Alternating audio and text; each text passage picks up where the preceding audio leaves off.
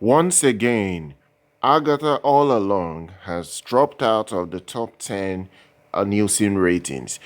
I know a lot of people that will watch this video will be mad at me and keep saying that I'm attacking this show for my personal vendetta on this particular female-led show and all that. But this is not about that. When a show is not performing very well, it's my job on this channel to call it as it is. And the same way, if it's doing well, I will say it's doing well. Like last week, it performed a lot better. It did over 410 million minutes last week in its sixth episode. But right now, in the seventh episode, it has fallen off the top 10 again. And it's following the fourth episode that never ranked in the top 10 in the Nielsen ratings chart. As we speak right now, it brought in less than 379 million minutes watched, which means now it's following the trajectory again of the fifth episode that failed so badly and only brought in 310 million minutes, which was a disaster. A few weeks back when I talked about it, and I got really attacked by morons that just think that I want to attack this show for no just cause. The reality is that it is performing badly. Disney knows it's performing very badly for them.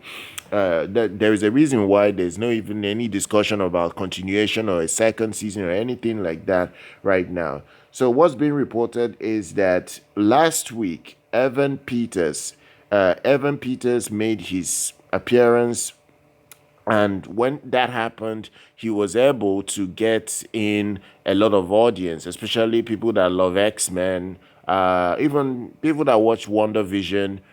They all came and watched that previous episode, the sixth episode, because of Evan Peters' cameo.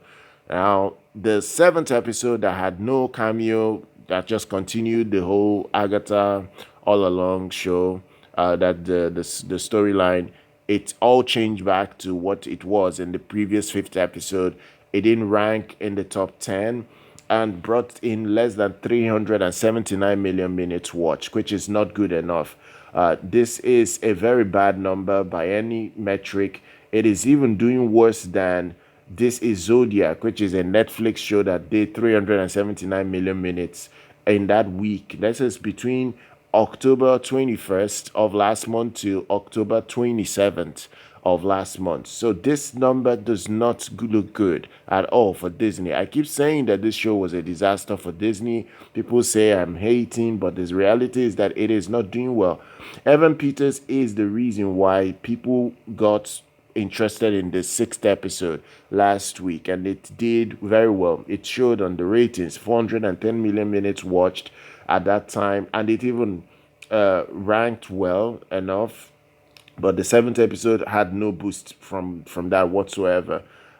In fact, as we are, if we are comparing it to other shows that are from the MCU, it's pretty much on par with Miss Marvel's, which is the lowest rated weekly release MCU show on Disney Plus, and that's also saw episodes disappear from the Nielsen's chart, with episodes popping out every week.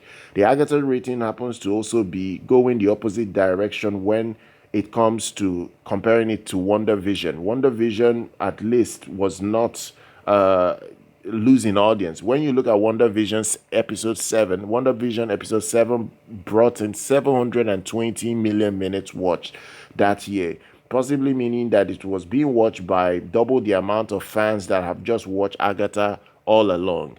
It's a data that is clear as day, because if you want to attack me and say I'm hating on this show, look at the numbers. The numbers are there for you to see. There is nothing like an attack on this show. If a show is performing very well, you will clearly see it from me hyping it. So there are many reasons why this show is failing. And in fact, if you compare it to the dumpster fire, which is She-Hulk, She-Hulk even performed better than this. She-Hulk is even doing better than this. And it's going to be very interesting to see how the MCU bounces back. The next show should be Deadpool.